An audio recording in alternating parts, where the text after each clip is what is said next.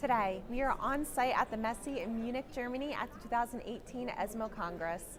We'll be recapping some of the top news presented each day during the meeting, and soon we'll speak with Dr. Kathleen Moore on data being presented in ovarian cancer and Dr. Sunil Verma on the practice-changing breast cancer studies. Welcome to OncLive News Network. I'm Gina Columbus. In renal cell carcinoma, Phase 3 data of the Javelin Renal 101 trial showed that the combination of the PD-L1 inhibitor avelumab and the tyrosine kinase inhibitor axitinib improved progression-free survival and overall response rates compared to sunitinib in treatment-naive patients with advanced disease. Moreover, the benefit was shown regardless of PD-L1 expression, and the safety profiles of each drug were consistent with reports from prior studies. These findings suggest that avelumab and axitinib could be the new frontline standard of care for advanced renal cell carcinoma. Also in kidney cancer, an analysis of the Phase 3 IMMotion 151 trial showed that distinct gene signatures correlated with improved progression-free survival with immunotherapy or a targeted agent. A signature reflecting high T effector cell expression was linked with a significant improvement in PFS with the combination of atezolizumab and bevacizumab versus sunitinib. The combination also led to a numerically better PFS in tumors with a signature reflecting low expression of genes associated with angiogenesis. Moreover, sunitinib performed better in tumors with the angiogenesis signature. Extended follow-up data from the CheckMate 032 study demonstrated a trend toward higher overall responses and longer progression-free survival with the N1-I3 combination of nivolumab at 1 mg per kilogram plus ipilimumab at 3 mg per kilogram in patients with platinum pre-treated metastatic urothelial carcinoma. The multi-center Phase 1-2 trial included 3 cohorts: nivolumab monotherapy at 3 mg per kilogram, nivolumab at 3 mg per kilogram plus ipilimumab at 1 mg per kilogram, and N1-I3.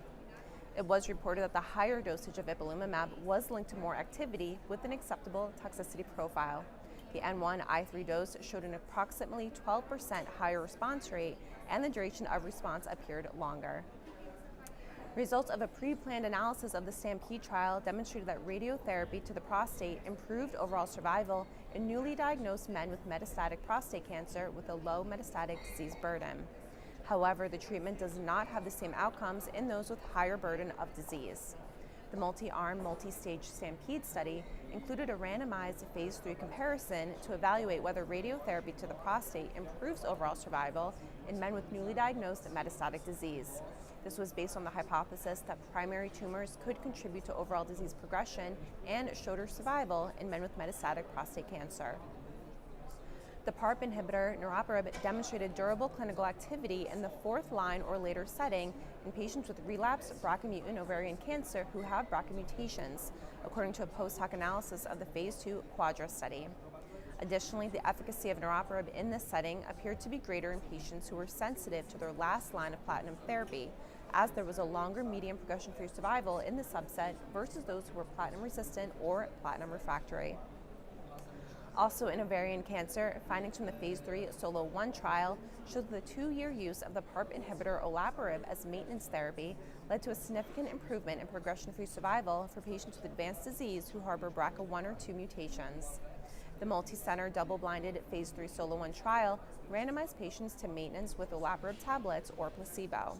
Women enrolled on the trial had BRCA1 or 2 mutations and were in complete or partial response after receiving platinum-based chemotherapy.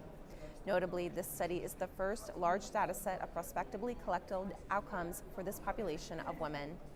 For a full review of all of these studies, please visit OncLive.com. Now, here to expand on these ovarian cancer abstracts that are being presented at the meeting is Dr. Kathleen Moore, who is an associate professor at the Stevenson Cancer Center at the University of Oklahoma. Hello, Dr. Moore. Hello. Thank you so much for being here. Thank you for having me. Happy to be here. Great. So let's dive right into these ESMO 2018 abstracts that you're on, starting with the SOLO-1 trial. So can you give some background on SOLO-1 and what is being presented here at the meeting and what's really important about the findings here? Absolutely. SOLO-1, I have the privilege of presenting, but it was a very big team, international team effort.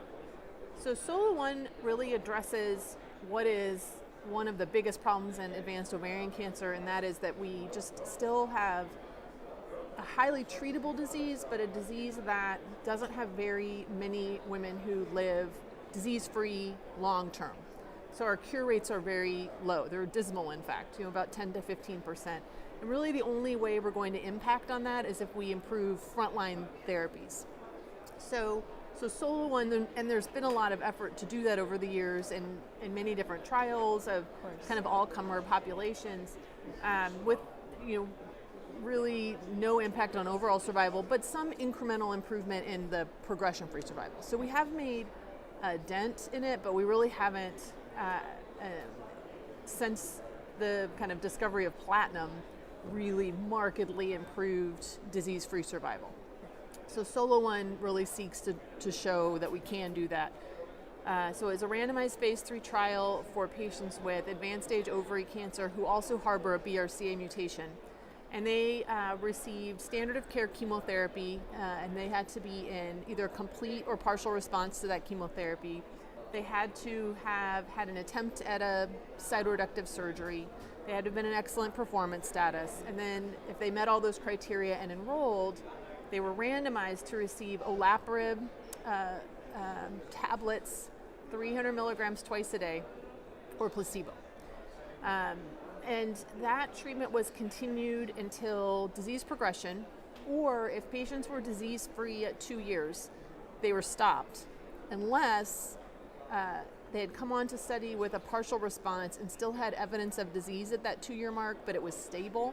And then they had the option of continuing with discussion of the PI and the medical monitor. So that was the design. The endpoint, primary endpoint is progression-free survival as assessed by the investigator. And it was measured from the time of randomization, so end of chemotherapy, so that's different than most studies, until such time as patients recurred or we reached the data cut point and they're censored at that point. That's a good problem to have. And then there were a number of secondary endpoints that are very important, one of which is progression-free survival is assessed by a blinded central review. One of which is PFS2, which is the time from randomization until the second recurrence among those patients who recur.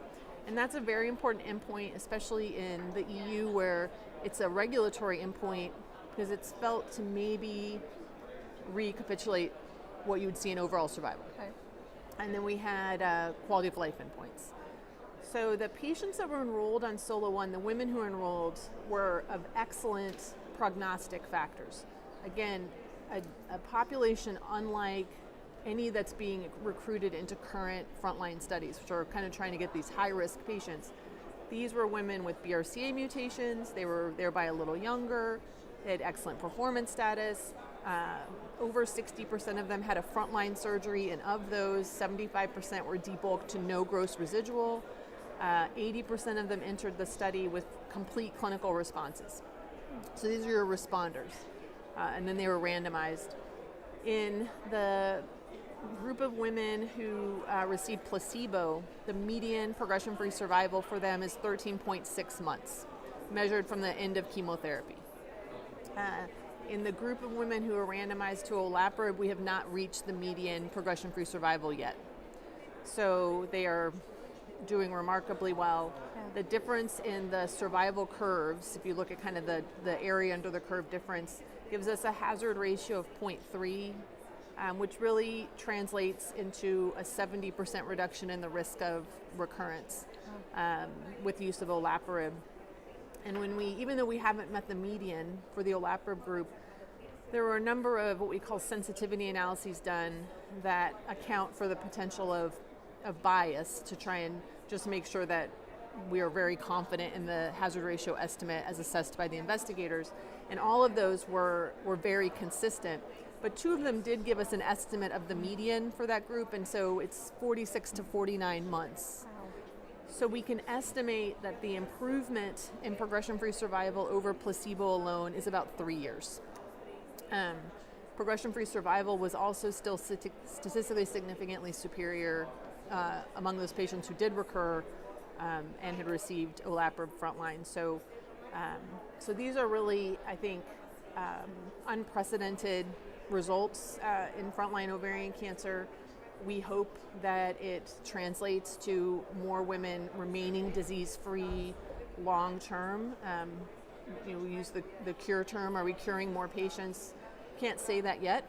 And we're going to have to follow these patients for years because they do very well. And we're going to do that. We're going to keep a close eye on them as long as it takes. But I think the early indications are that we've really done something. These women who participated have done something really unprecedented in ovary cancer, so should result in a very rapid change in the standard of care. Wow, it's really, really exciting news. Yeah, it's very exciting. It's exciting to be able to tell people today. Yes, of course, yes. Yeah. All right, so now we're going to switch gears a little bit and go into a different PARP inhibitor, the Quadra study. Mm-hmm. So what is a little bit of background on that study, and if you can share insight on those results. Sure, so niraparib is a different PARP inhibitor than we previously discussed. It's, I think the PARP inhibitors are more similar than they are different, but one of the key differences of niraparib is that it's once daily dosing, which is nice. And niraparib was actually the first PARP inhibitor to gain U.S. approval anyway in the maintenance setting in recurrent disease. And so we do have a lot of experience with niraparib in that group of patients who are platinum sensitive. They respond again to platinum, so good prognostic group of patients, and then they are placed on niraparib maintenance. And so the maintenance setting, I think we've pretty definitively shown with niraparib, olaparib, rucaparib that there's benefit across all subgroups, which is why you have approvals regardless of biomarker really for any of those in the platinum sensitive recurrent maintenance setting. I think one of the questions that we still have that are really we won't know the answer to pending results is, do you need that induction chemotherapy and then maintenance, or can you just use a PARP inhibitor as treatment? And is that equivalent in a platinum sensitive setting? And then, how efficacious is a single agent PARP inhibitor in a platinum resistant patient with a BRCA mutation, with HRD, or with neither? And so there have been quite a bit of studies in that platinum sensitive, Ariel 2 was there. Olaparib, study 42, had both platinum resistant and platinum sensitive. Niraparib really, with the Quadra study, sought to evaluate use of a single agent PARP inhibitor in really a difficult to treat population. So they're looking at heavily pretreated patients. So you had to have had at least 3 lines of chemotherapy to come on olaparib. They allowed, the primary endpoint for Quadra was looking at patients who are sensitive to the last platinum. They didn't have to have had a platinum in the last line, but their last platinum they were still sensitive to, positive HRD, and looking at efficacy. But then they wanted to look at platinum-resistant disease in BRCA patients and HRD patients and biomarker negative. So it really wanted to look across the board at all subgroups of patients to sort of see what the potential benefit of niraparib could be. Because there's a lot of patients that don't fall into the current indication for use of olaparib, which is germline BRCA and at least 3 lines of chemo in the US, or rucaparib, which is germline or somatic BRCA and 2 lines. Right. So if you just have HRD or you have had 2 lines or you're platinum resistant, you can't access a PARP inhibitor at this point. Right. So Quadra was the largest really single agent PARP study to date. It's 463 patients. Wow. And the key endpoint, which was platinum sensitive, HRD positive, we had a response rate of 27% and 4 or 5 lines of therapy. So heavily pretreated, not necessarily BRCA positive. And then in subgroups, you didn't see a high response rate, but you did see a lot of disease stabilization out to 6 months. And so when you're in 4th line or 5th line, and you're using an oral therapy for platinum-resistant disease and you have someone go 6 months, 25% of the time, that's a meaningful clinical endpoint for patients. It's a hard regulatory endpoint, so it's hard to really argue that as a means to approve something, although I hope we can.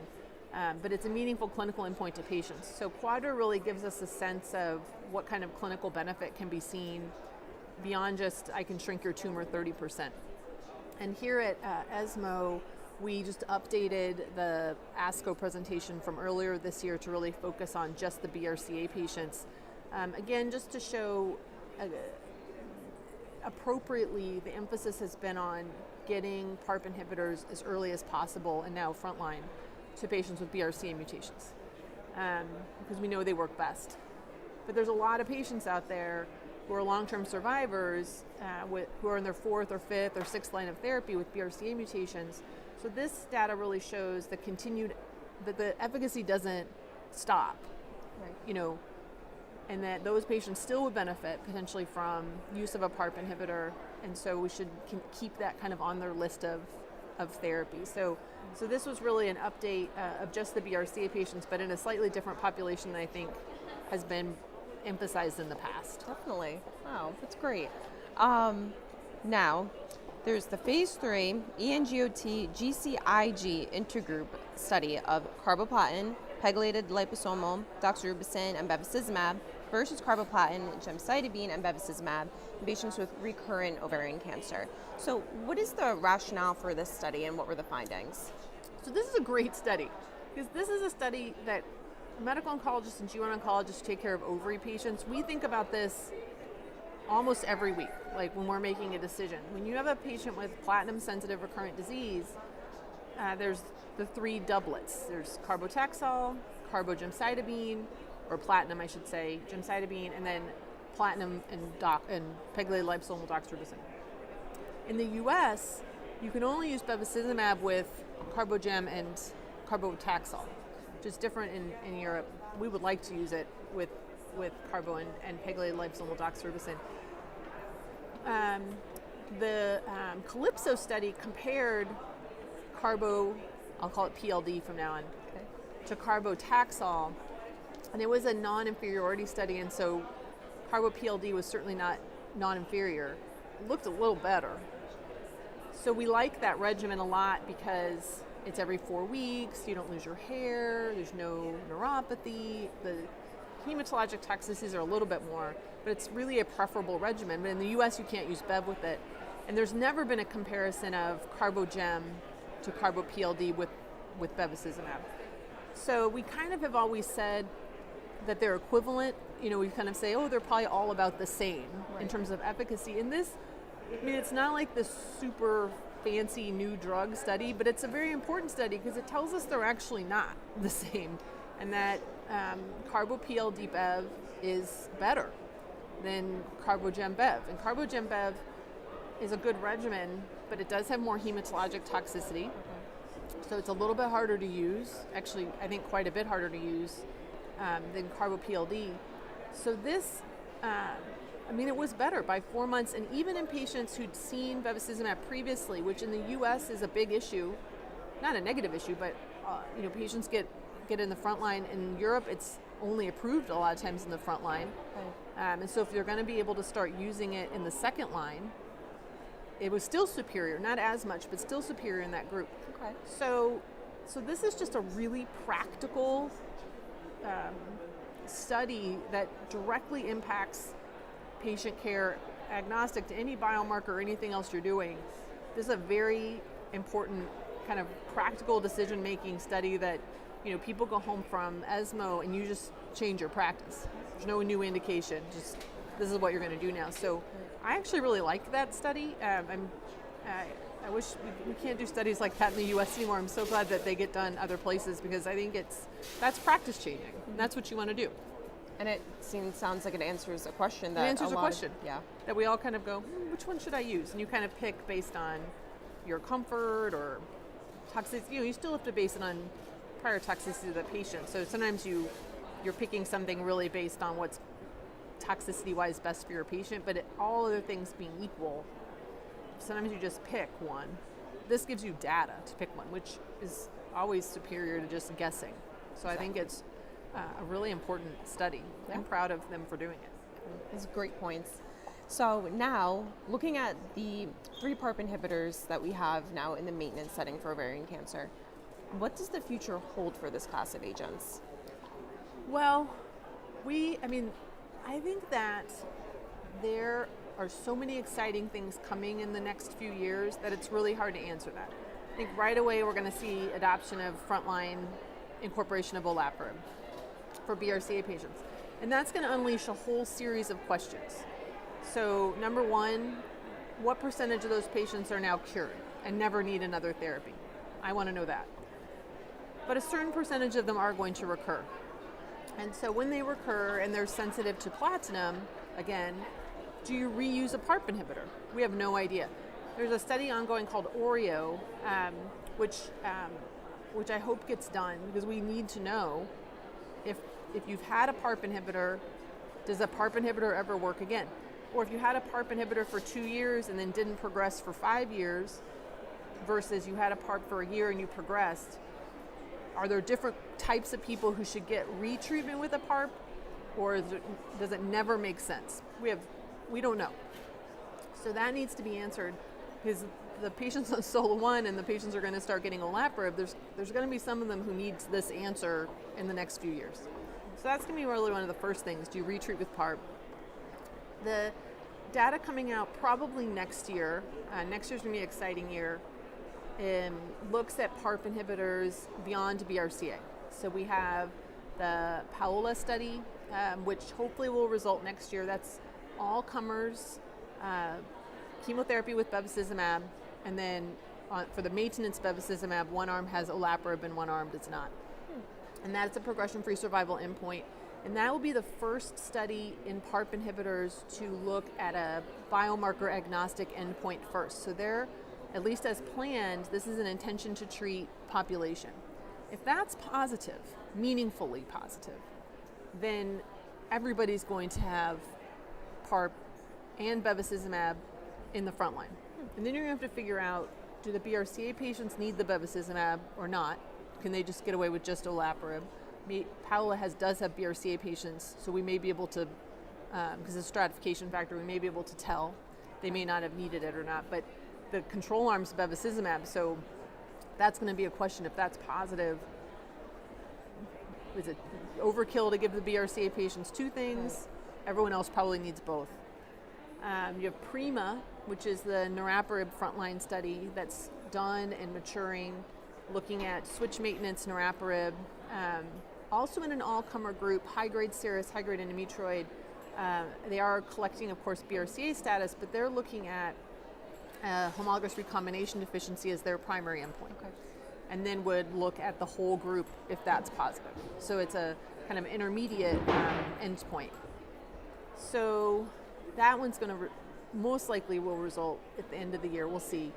And then Velia is veliparib, which is a PARP inhibitor we don't talk about quite a bit. It doesn't have an approval yet, unlike the other three, but it's the only one really you can combine with full-dose chemotherapy. And so that's been evaluated in the Velia study, which is chemotherapy with veliparib maintenance, chemotherapy with placebo maintenance. And so likely that will get some either preliminary or maybe the primary endpoint for that next year. So I think that most of us think one of those is going to be positive. So I think that will expand use in the front line, and then the same questions about what happens when people recur are going to come up. Do you reuse a PARP? Do you go to bevacizumab? Because certainly if they had bevacizumab in the front line, there's nice data that says you can reuse it and it's still effective. So we know that answer. Mm-hmm. But then I think the field is wide open, and we are starting to see some additional agents come into testing now in this platinum sensitive space, looking at other targets of DNA, damage response pathway, ATR inhibitors, WEE1 inhibitors, things of that nature, where if someone's already had both and they recur, maybe there's some room for some new agents. So I think we're going to have to start thinking about what we use in that space. And then the whole field of immunotherapy is, we don't really have data to comment on yet, other than the single agent data, which I'm just going to say is disappointing. It does show there's a signal, but not enough of one. However, if you combine it with PARPs or you combine it with anti-angiogenics, or in some studies all three in the front line, does that convert more people to cure? That's sort of the story yet to be told. And those studies are all just launching, so I think we're years out from seeing that. But we should see results coming of the first immunotherapy frontline and platinum resistance study, Javelin 100, Javelin 200, those are both completed and maturing, and so we expect that we may see some preliminary results or final results from those in 2019 as well. So I think 2019 is going to be an interesting year for GYN cancers. I think we're going to get a little more confused before we get unconfused. But we're not confused about PARP in the front line for BRCA. That's a definite, yeah. Oh. So I think it's exciting finally to have some movement. Yes, it sounds like it's going to be a year of a lot of excitement and hopefully some progression, good progression. Phase 3 studies resulting, well-designed trials. I think, let's see if they're positive. I don't know anything, but it's nice to have some trials resulting and see what we find. Definitely. Yeah. Well, Dr. Moore, thank you so much for being here with us today, and congratulations on these really exciting studies coming out. Yes. Great. All right. Thank you. Thank you. Now, here to speak with us on the breast cancer findings that are being presented at the 2018 ESMO Congress is Dr. Sunil Verma, who is professor and head of the Department of Oncology at the University of Calgary and medical director of the Tom Baker Cancer Center. Thank you so much for being here. It's great to be here, Gina. Thank you. Thank you. So we heard about quite a few breast cancer abstracts at this year's meeting. Can you talk about the IMpassion 130 trial and what does this really mean for the role of immunotherapy in breast cancer? Sure. So as you can tell in the background, it's been a very busy meeting. Probably I would say one of the biggest breast cancer meeting for ESMO. At yesterday's meeting, we had the plenary session. This is the presidential session where they select the top abstracts. And all 5 of them were on breast cancer, which is, again, unheard of, but quite special. And the leading one was IMpassion 130, which was presented to my dear friend Peter Schmidt, who presented this on behalf of the investigators and, of course, the patients who went on to the trial. This was a first-line metastatic triple-negative breast cancer. These patients, if they had prior taxanes in the adjuvant setting, had to have a disease-free interval of greater than 1 year. And the study overall was designed for nab-paclitaxel alone or nab-paclitaxel plus atezolizumab. And atezolizumab is a checkpoint inhibitor which has previously been shown to be effective in other tumor types. And this was the first randomized phase 3 trial of a checkpoint inhibitor in triple-negative breast cancer ever to be reported. And so a lot of expectations because, if the study is positive, it heralds a new era of research in this field.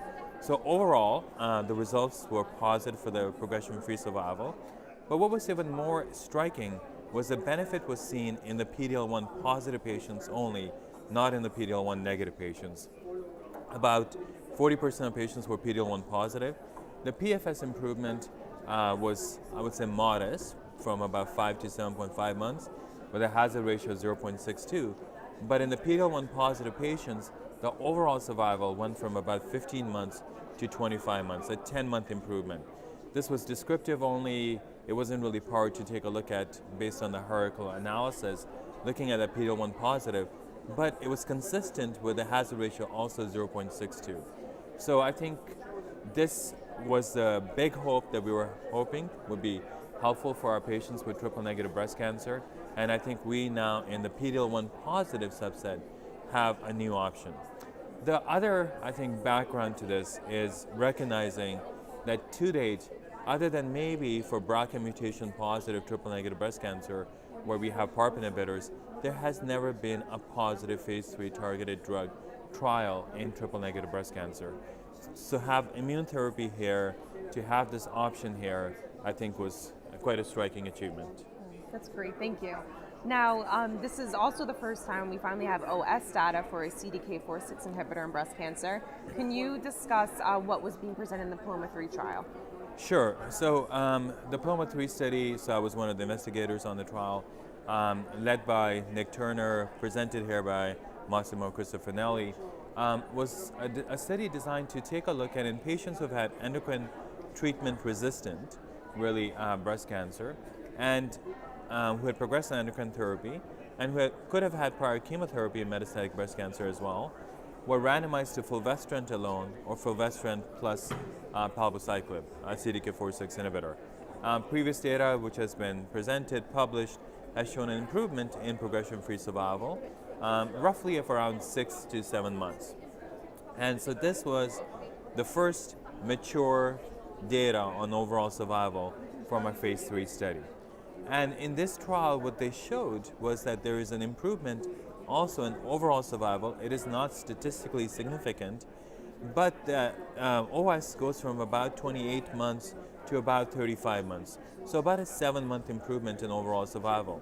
So the things that we were looking for is A, the gains that you made in PFS, are they preserved and are they maintained in the OS? And I think you see that sort of preservation of the PFS, the same extension that led to an improvement in PFS, also led to a delay in time to onset of chemotherapy, which is very meaningful to our patients, and also an improvement in overall survival.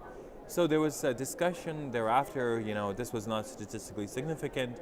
Do we believe this data? And I think Fatima Cardoso, who was a discussant, brought along a very important point that we have had at least 7 phase 3 trials, and it's going to be, none of them are individually powered to look at OS. So let's collaborate, let's bring this data together, and let's really confirm what we know is that this is a class effect, and can we then get this data together to show that there's an OS advantage. So I think overall, what I wanted to see was the gains that we're seeing in PFS are maintained, are not lost with subsequent lines of therapy, and I think that translation to OS, absolute gain difference, has been very reassuring. Those are some great points. Now, alpelisib showed some interesting data in patients with PI3KCA mutant breast cancer. So what is the importance of this study? Yeah, so the era of PI3 kinase inhibitors have been somewhat topsy-turvy in breast cancer. There have been a series of negative trials of modest benefit, or recently, not so much alpha-specific, more a delta-sparing PI3 kinase inhibitor with tasilisib, and the Sandpiper showed an improvement in PFS of about 2 months with significant GI toxicity. And that program has been stopped for breast cancer. So in some ways, our enthusiasm was more muted coming in. We saw a press release saying that this is positive, so we were expecting a positive study. The question was, how positive was this going to be? So the SOLAR-1 trial is in patients, very similar population to the Bolero-2, but now, of course, some of these patients have had prior CDK4/6. About 7% of these patients had prior CDK4/6 inhibitors. And these patients were randomized to fulvestrant alone or fulvestrant plus alpelisib. Now, what's unique about alpelisib is that it is truly an alpha-specific PI3 kinase inhibitor. So it's a selective inhibitor. And the primary endpoint was PFS in the PI3 kinase mutation positive patients. And the study met its primary endpoint. There was an improvement in PFS from about 5 months to 11 months, a hazard ratio of around 0.68 or so. And the benefit was seen only in the PI3 kinase mutation positive patient population. So I think the key positives are we see a PI3 kinase inhibitor finally that is effective. We see a drug that is effective in a biomarker selected population. We generally don't know what to do in our patients when there's the PI3 kinase mutational status information is available, and now we have a drug that's shown to be effective. Some of the concerns and some of the, I think, factors that we need to consider is the investigators who have worked with this drug inform us that drug toxicity is quite manageable. There's about 69% grade 3/4 hyperglycemia, and about 10% patient who had grade 3 rash. That's still something that we need to sort of consider if you're going to use this in the clinical practice when it gets approved. The second issue is the control arm. The control arm is fulvestrant. So in the past, we have seen data that fulvestrant plus everolimus has also been shown to have improvement in PFS.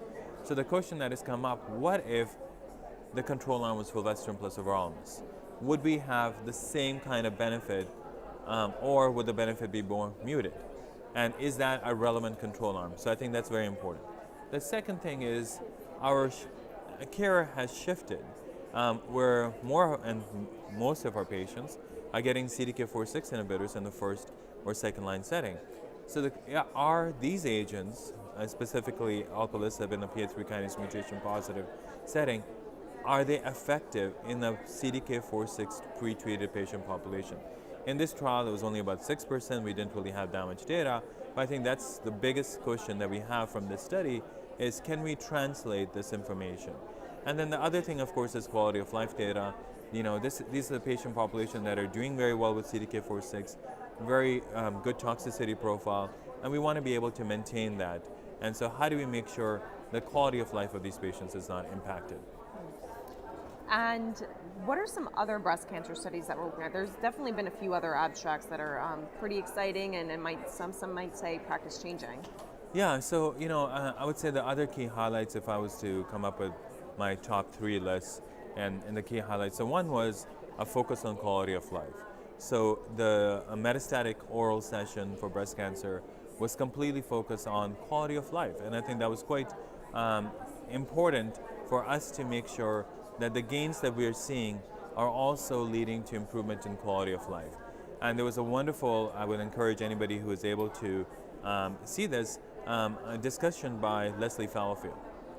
And she's a guru in patient-reported outcomes, guru in quality of life, and she basically put this into perspective to say, as clinicians, our job is to inform patients about the treatment.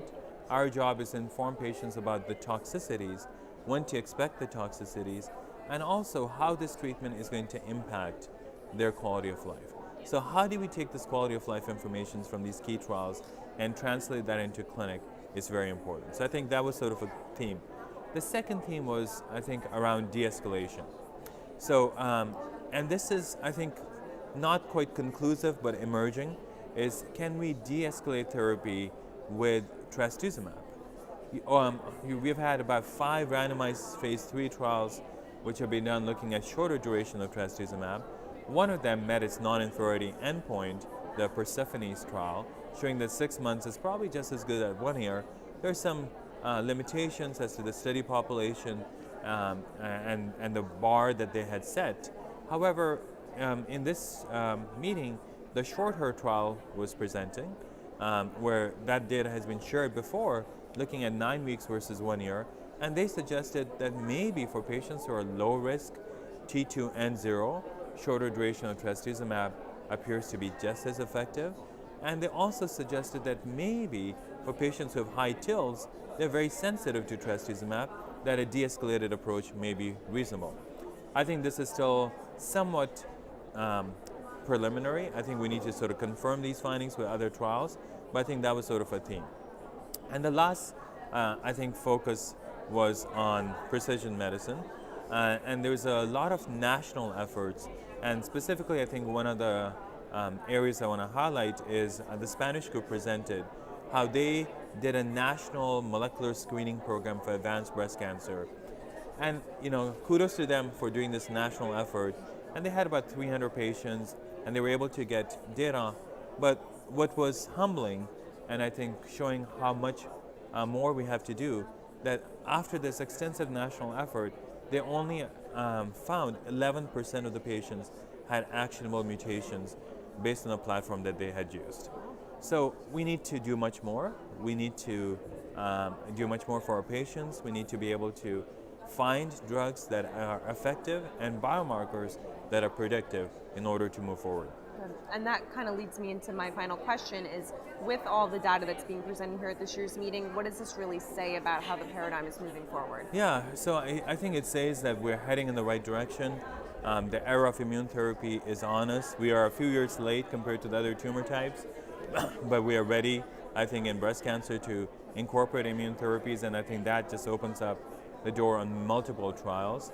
I think we are reaching a point where the question that is in front of us is not just how do we continue to improve on outcomes, but how do we make sure that patients have great outcomes, but with less toxicity and maybe less treatment.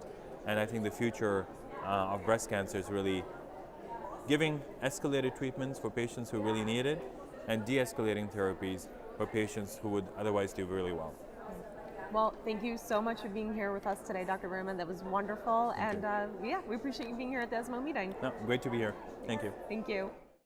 That's all for today. Stay tuned for tomorrow's OncLive News Network On Location, where we will sit down with Dr. Dan George of Duke Cancer Institute on genital urinary cancer studies, Dr. Ezra Cohen of UC San Diego Health's Moores Cancer Center on pivotal head and neck cancer abstracts, and Dr. Suresh Ramalingam of Winship Cancer Institute and Emory University on new lung cancer data. Thank you for watching OncLive News Network. I'm Gina Columbus.